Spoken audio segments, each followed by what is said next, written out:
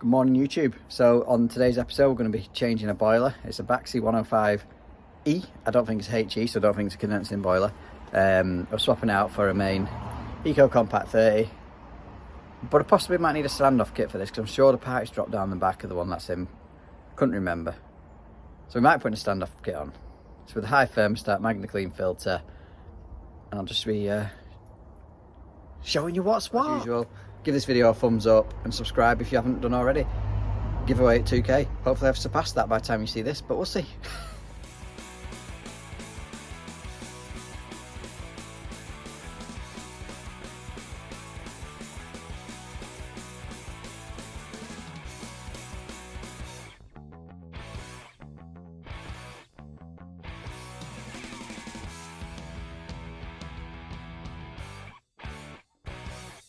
Firstly, I've got to get this into that.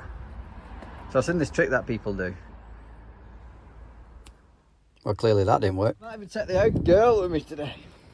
She's been a long-standing resident since I was an apprentice, and I'm, what, so that's 15, over 15 years old? No, not quite, but it's about 13.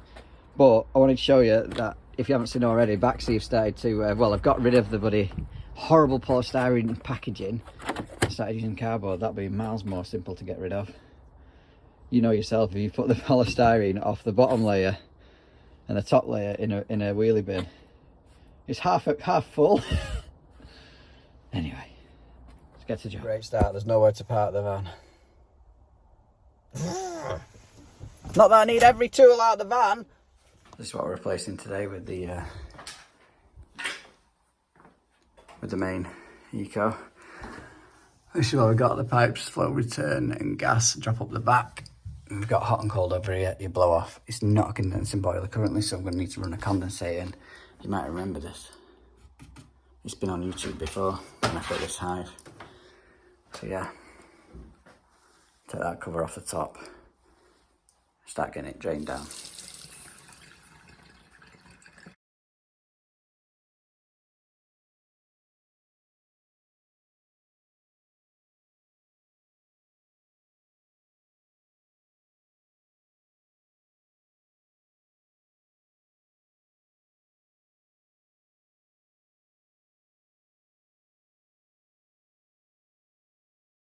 That's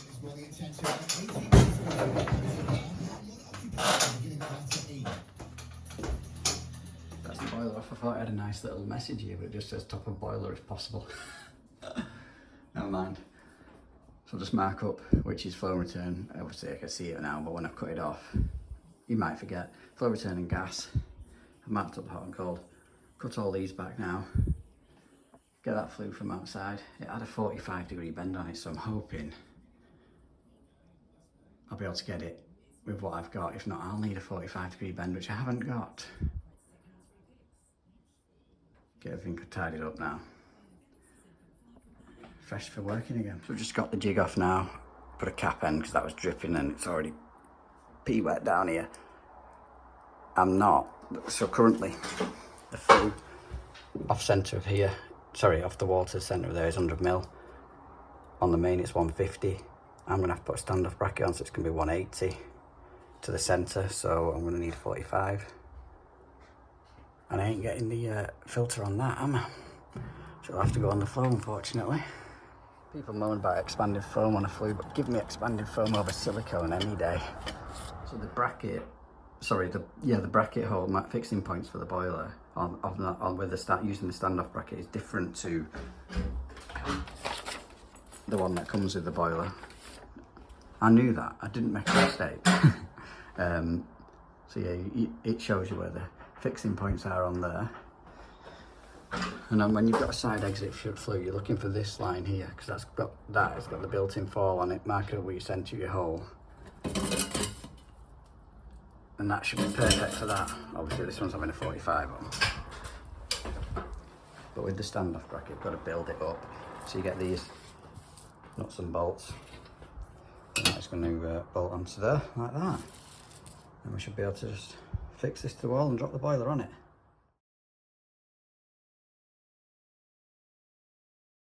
Don't forget to nip these up, otherwise it's a bit wobbly. It's just a 10mm spanner. So that's our standoff bracket on. Hook boiler's just going to hook onto the top left and right. Need to get the pipes in first though. So basically I've just cut some 1-metre long lengths, 3 of them. Because you can't get, there's not enough, you know what I mean, to thread it up. I probably would have been able to do it with the boiler in, but get them prepped up now and drop the boiler on, at least I'll be able to pull them up and down and worry about connecting them up at top after. Yeah, so I'll drop the boiler on now, because that is only 3 going up the back. I hope that makes sense. So I managed to get the flow in and keep the filter straight. I had to press that coupling out of position, the one that goes up behind the back, off the tail of the boiler, after I'd pressed them 2 streets in. That was a ball ache. Hopefully the gas and return will be a bit easier. Although it didn't go as bad as that. Unfortunately, I didn't have a female to female 45, so that's why I've used an extra coupling up there. That's all going to be behind the flue and behind that box that I took off anyway. Just need to tighten all these up underneath, and we'll move on to, I don't know, maybe the blow off. Then get the cold and hot in. So that's our hot, cold and blow off done. Let me know if you've done it any different. I mean, I could have brought the tees up more by cutting them off here and here to hide them, but also I could have moved up the blow off, but didn't fancy putting another hole through the wall. So I'll get this filling loop on now, check all airtight, get the cold water back on and test the gas. So whilst you're doing your tightness test, you're looking for things like the governor's got its security seal on. This hole here is sealed with flue jointing compound or something along those lines. You got your earth bonding correct, label to know which way the ECB turns on and off. Yeah, just bits like that. Should be a phone number on the meter for who to contact in a gas emergency, which there is there. It's not very big, but there is. Yeah, that's the type of thing you're looking for whilst doing your tightness test. If you've finished it, you want to be putting the nipple back in and giving it a little spray, and all around the handle. Obviously you want it turned on, otherwise it wouldn't be leaking, would it? Wipe all this excess off because it is corrosive. I'm using region, whatever you want to call, leak shot. Moved on to the electrics now. I've rewired the hive back in, but because this cable going to this fuse spur, the original supply is too short, I needed to extend it, and I don't want to chase out the plaster here, really, because it's just more work for the customer. So I've just put it in this Regain 5-way connector block that you'd normally see on 2-port valves and 3-port valves when the wiring centre is a bit of a mess. So that can be unplugged if ever needed. But I'll just tuck that up behind the back of the boiler. And yes, it's dripping because I've nicked an O-ring. See here, I'd nicked the O-ring on the, see that bit there? Pushing the magnet clean on, so because it's a speed fitting, I've just replaced it. Need to put it back on. That's why, like I said, that's why it's dripping. So we're going to move on to the flue now. So I have to go and pick up 2 135 flue bends. They come in a pair, even though I only need 1. Like I say, I've got one at home as well, but Plumber is 5 minutes around the corner. Home's 20 minutes around the corner. Get this flued up.